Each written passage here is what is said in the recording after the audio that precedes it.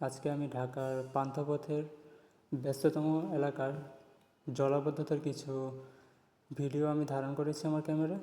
তো আমি আপনাদেরকে দেখাবো ঢাকায় কেমন বৃষ্টিপাত হচ্ছে অথবা কেমনভাবে জলাবদ্ধতা হচ্ছে। হয়তো আর 1-2 দিন বৃষ্টি হলে বন্যা সৃষ্টি হয়ে যেতে পারে।